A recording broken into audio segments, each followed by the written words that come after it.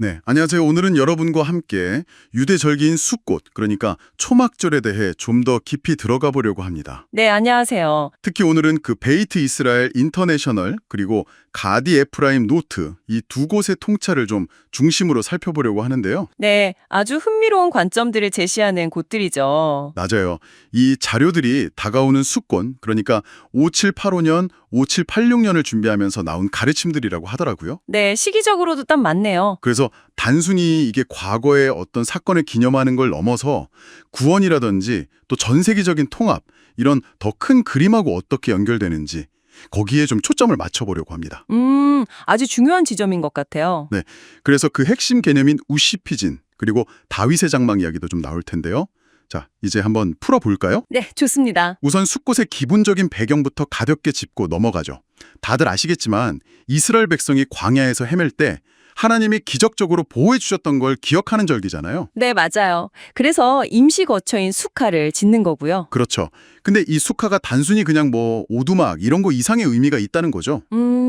베이트 이스라엘 인터내셔널 같은 곳에서는 이걸 거의 신앙의 상징, 뭐랄까 영적인 자궁, 아니면 미래를 담는 예언적인 그릇 이렇게까지 보더라고요. 오, 영적인 자궁이라 상당히 깊은 해석인데요. 네, 여기서 이제 또 중요한 개념이 바로 우시피진이죠. 아, 네, 우시피진 빼놓을 수 없죠. 숙곡 기간 동안 매일 우리 수카로 초대하는 7명의 영적인 손님. 맞아요. 아브라함부터 시작해서 이삭, 야곱, 모세, 아론, 요셉, 그리고 마지막 다윗왕까지. 네, 근데 가디 에프라임 노트나 조하르 같은 문헌을 보면 이분들이 그냥 역사 속 인물 이걸로 끝나는 게 아니더라고요. 그럼 어떤 의미가 더 있나요? 각기 다른 신성한 속성, 그러니까 세피롯이라고 하는 영적 에너지를 가지고 오는 살아있는 통로 이렇게 봐요. 헤세드부터 말로트까지요. 아, 살아있는 통로요? 그러니까 이분들을 숙화로 맞이하는 행위 자체가 뭔가 의미가 있다는 거군요. 바로 그거죠. 이분들을 환영하는 게 바로 다윗의 장막을 다시 세우는 과정에 우리가 동참하는 거다. 이렇게 연결이 됩니다. 다윗의 장막이요? 그게 정확히 뭔가요? 어떤 물리적인 건물은 아닌 것 같은데요? 네, 정확히 보셨어요. 가디 에프라임 노트에 따르면 이건 어떤 건물이 아니라 하나님 아래 모든 세상이 하나로 통합되는 그런 영적인 틀 혹은 뭐랄까 청사진 같은 개념이에요. 아, 영적인 틀, 청사진. 특히 7번째 우시피진인 다윗 왕이 바로 이 땅의 신성한 왕권, 메시아 벤 다윗으로 상징되는 그런 회복을 나타낸다고 보고요. 그렇군요. 그러니까 우리가 숙화에 이렇게 앉아있는 행위 자체가 그냥 과거 회상이 아니라 미래의 회복에 참여하는 거다. 그렇죠. 능동적으로 참여하는 행위가 되는 거죠. 조화르에서도 우리가 수카, 신앙의 그늘이라고 부르는데 그 아래 있을 때 쉐키나, 즉 하나님의 임재가 우리와 함께한다 이렇게 강조하거든요. 와, 그러니까 숙화에 앉는 게 미래의 이상적인 세상을 만들어가는 작은 실천일 수 있다. 이거 정말 흥미로운 관점인데요. 네, 그렇죠. 근데 아까 베이트 이스라엘 인터내셔널 언급하셨는데 거기는 이 숫꽃이 유대인만을 위한 게 아니다 이렇게 강조한다면서요? 네, 그 점도 아주 중요해요. 숫꽃의 보편적인 측면인데 과거 성전 시대의 숫꽃 기간에 황소 70마리를 제물로 바쳤거든요. 70마리요? 왜 그렇게 많이요? 이게 전통적으로 세계 70개 민족, 그러니까 모든 열방을 상징한다고 해석돼요. 아, 모든 민족을 위해서? 네. 그래서 우시피진이 가져오는 그 빛과 축복 역시 이스라엘 민족에게만 국한되는 게 아니라 모든 인류에게 열려 있다는 거죠. 숫꽃은 토라, 즉 하나님의 가르침이 온 세상에 펼쳐지는 축제이고 마치 토라의 70가지 얼굴처럼요. 궁극적으로는 모든 민족이 쉐키나 아래 하나 되는 비전을 담고 있다고 보는 겁니다. 와, 모든 민족의 통합이라니 스케일이 정말 크네요. 그리고 숫꽃 하면 또 빼놓을 수 없는 게 기쁨, 즈만 시마테누잖아요. 이 기쁨에도 뭔가 특별한 의미가 있는 거죠? 당연하죠. 왜 하필 기쁨이 그렇게 강조될까? 생각해보면요.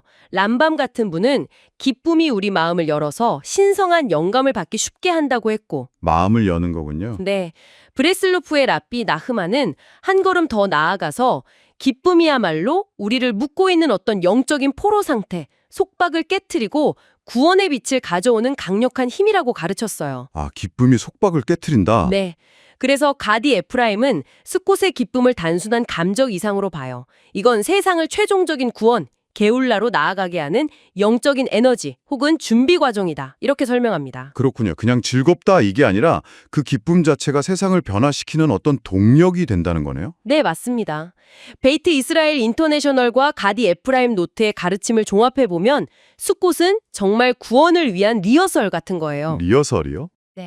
하나님의 보호하심을 신뢰하는 법을 배우고 또 4가지 식물, 룰라브와 에트로그를 흔들면서 다양성 속에서도 하나 되는 법을 배우고 그리고 우리의 경계를 넘어서 세상 모든 이들에게 축복을 확장하는 법을 배우는 거죠. 와, 정말 많은 걸 배우네요. 그렇죠. 결국 숫꽃은 신성과 인간이 만나는 시간이고 쉐키나, 하나님의 임재가 머무는 공간이며 다가올 메시아 시대를 준비하는 영적인 관문 역할을 한다. 이렇게 볼 수 있을 것 같습니다. 오늘 말씀을 쭉 들어보니까 숫꽃이 정말 과거 기념에만 머무는 그런 절기가 아니라 미래의 구원과 세상의 통합을 향한 아주 깊은 예언적 메시지를 담고 있는 살아 숨쉬는 실천이라는 게 확 와닿네요. 네, 그렇죠. 특히 베이트 이스라엘 인터내셔널과 가드의 프라임 노트의 해석 덕분에 훨씬 더 풍성하게 이해할 수 있었던 것 같습니다. 네, 저도 이야기 나누면서 정리가 되는 느낌입니다.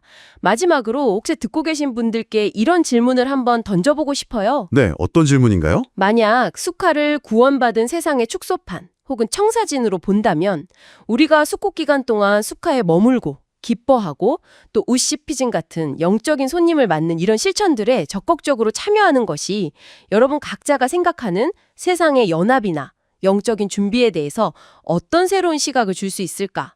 혹은 어떤 다짐을 하게 할 수 있을까? 이런 점들이요. 자료에 직접 나온 건 아니지만 오늘 나눈 내용을 바탕으로 각자 한 번쯤 생각해 보시면 좋지 않을까 싶습니다. 네, 정말 좋은 질문인 것 같습니다.